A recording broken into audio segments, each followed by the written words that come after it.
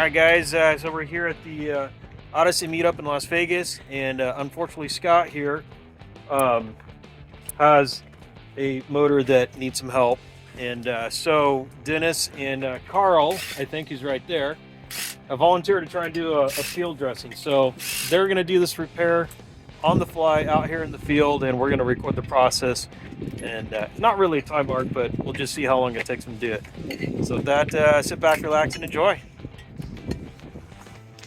Just a little preview. They'd already loosened some of these bolts before we started recording, so most top ends will come off that quickly.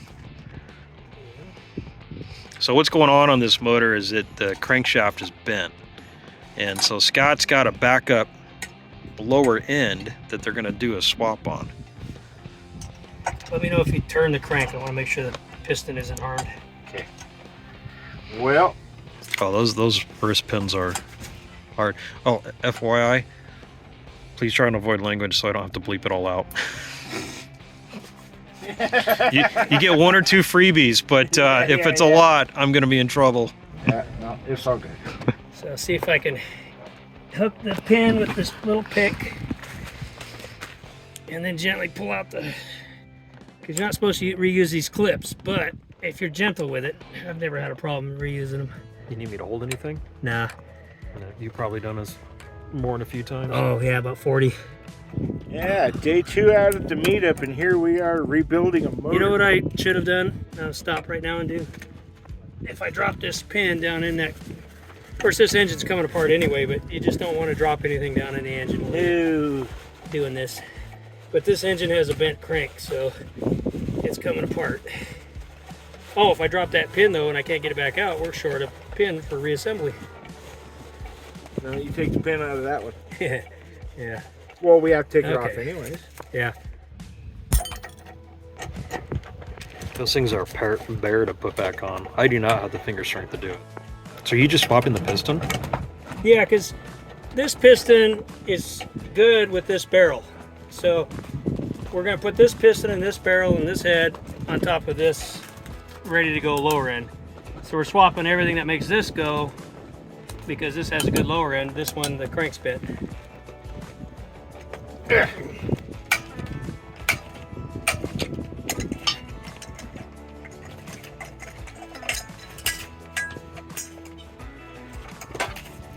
Now over here, I'm just trying to avoid the piston clip and tap on just the piston pin. There it goes, nice and gentle. When it gets closer to the rod, you don't want to hit the rod bearings. It's coming out easy. I'm just being super gentle. There you go. Rod bearings go with it. So this goes with this cylinder. And we're going to take the outside. Oh, we got to still take the stator off. He's got the adjustable stator, so we'll have to, I don't know if we want to mark that for timing purposes. No, I've already got it.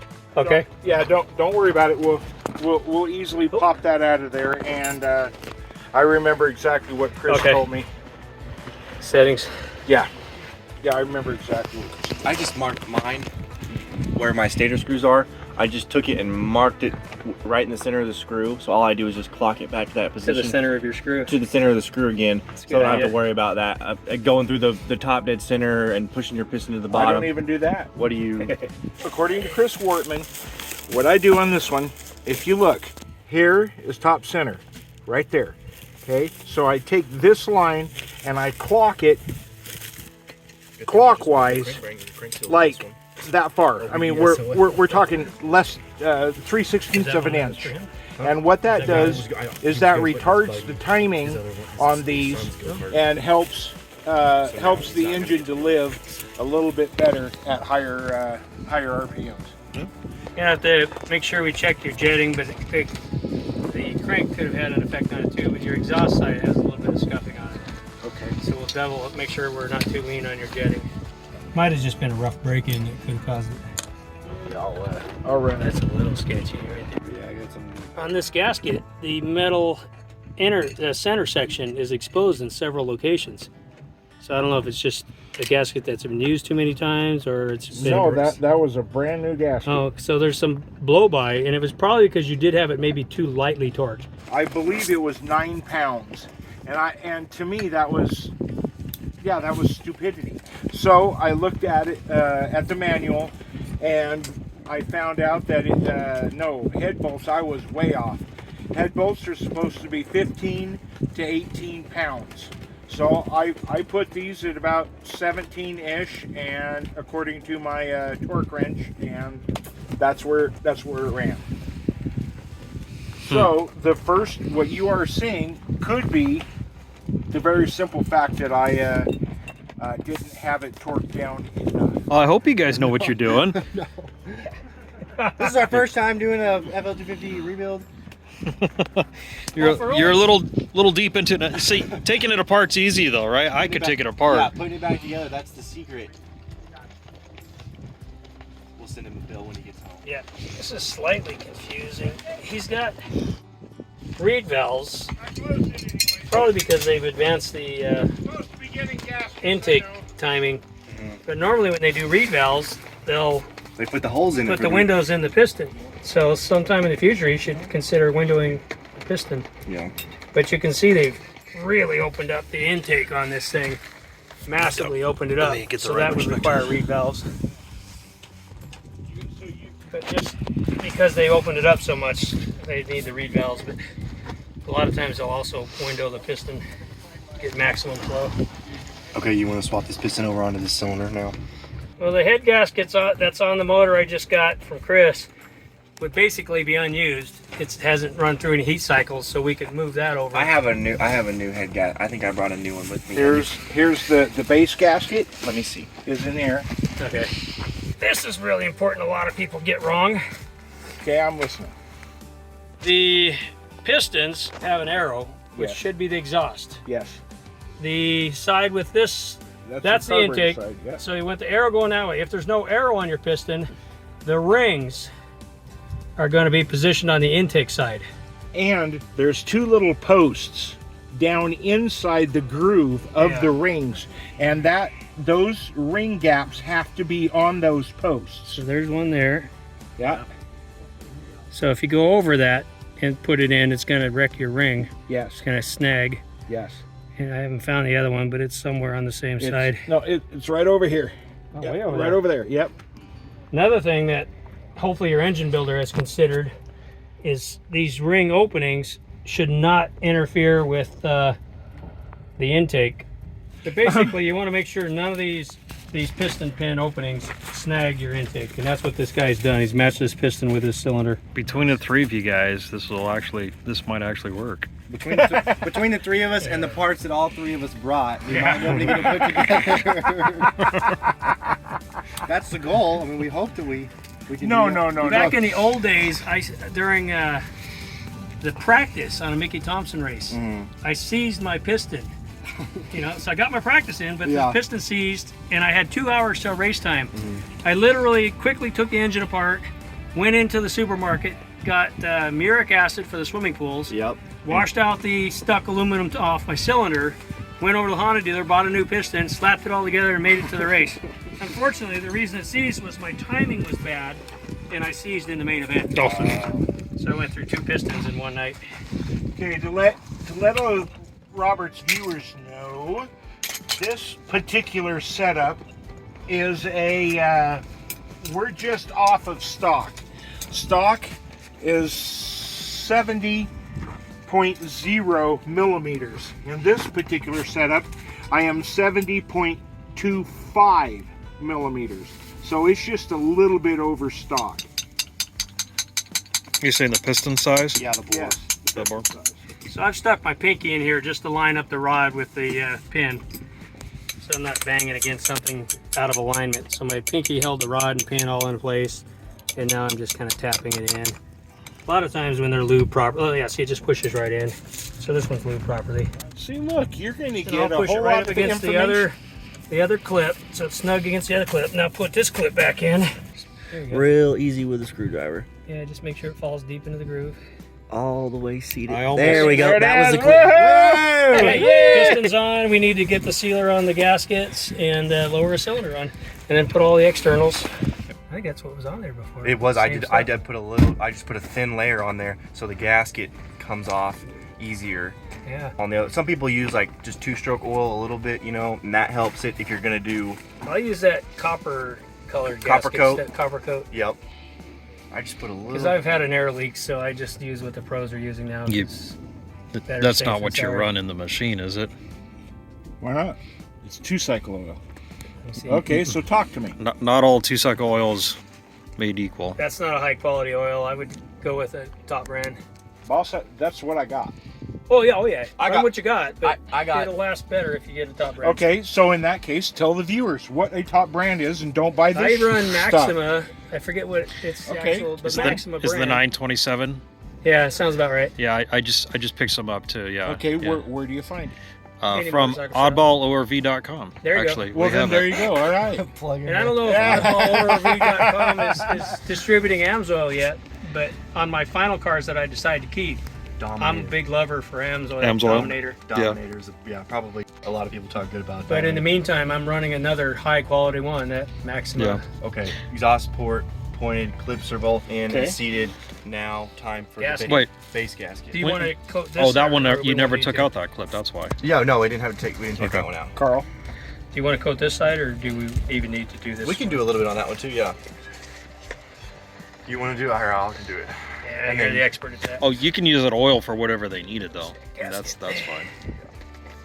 You're just dissing me about the oil. What do you mean? Well, for assembly now lube. we can use, Yeah, oh, for assembly lube, that's all it's good for. But I had a guy buy an Odyssey for me, and All within right. just a few short weeks, he destroyed it, and it wouldn't even run. Actually, before he destroyed it, it wouldn't even run. He brings it back to me, and I look at the gas, and I said, "What oil you got in here?" He said, "Just what the guy at Walmart recommended." And I'm like, "Oh no!" So I immediately dumped the gas, poured my gas in it, and it fired right up. Really? Yeah, there's a huge difference in oils. So I told him, you got to get name brand stuff. So he gets the name brand stuff, and he lets the air cleaner come off and eat sand, and Totally. destroyed the motor. That's how I bought my Challenger. Was they bought it new, like it had just been rebuilt, and then the guy I got it from said they took it out to the sand and rode it for like 30 minutes, and then the air cleaner fell off, and it just trashed it, and then they parked it for 2 years, and then I bought it for $300. That's odd because that doesn't look right. Well, Yeah. you bought the whole Challenger for 300? That I looks bought more my right. whole. It was basically a roller at the time though, but it had electric start kit on it. It had a stock motor, but the head was off of it, Yeah, that's and so right. it was full of water and just These gaskets, trash. they're the same right, left, forward, back. So there's no forward, front, or back on these gaskets. Uh, Whoops, and- wait a minute, what's going on here? Here, I'll get the piston. I got to see Okay. both sides.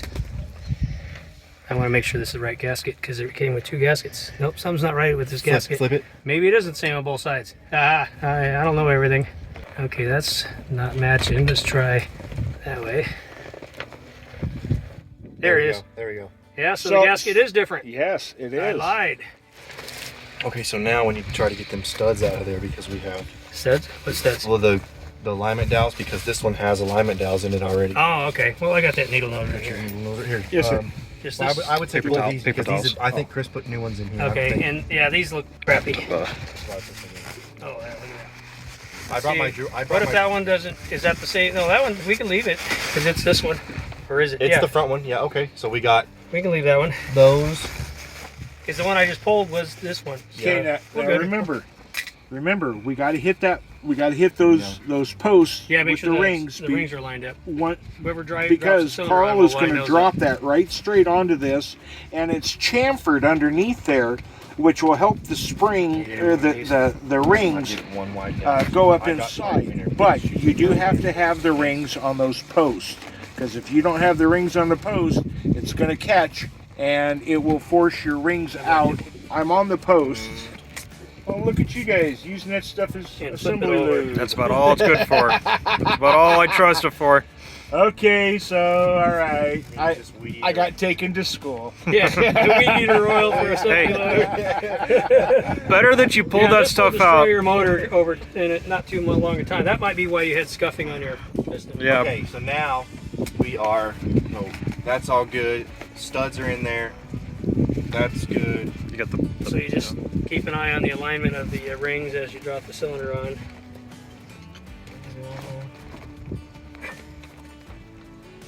Good God, it looks like he's done this a you time do it or often two. enough. First time's it's the easy. charm. Okay, you would think that would be a little bit better. There you go. There you seated. This end will work. Yeah, that's it. We might too, when you go for your first ride or startup or whatever, after like maybe 5 minutes, we might retorque those head bolts just to make sure as Good well. idea. Okay. Okay. I've never used, well actually I do use a sealant on this, but I use that copper sealant on the head gasket. I don't. And Oh, come at But it. I wouldn't use this on the head gasket. no.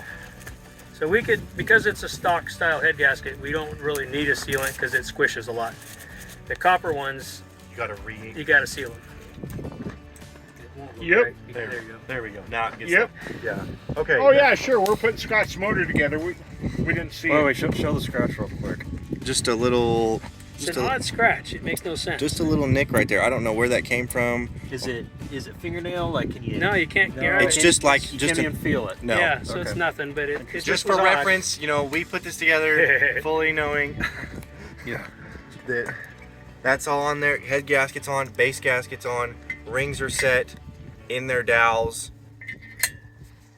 pistons facing full, you know, the arrows facing forward. That's all good. Torque wrench. Did anybody bring a torque wrench? Or are we just gonna snug these bad boys down? I'm not that skilled yet, and I tend to do the elbow torque.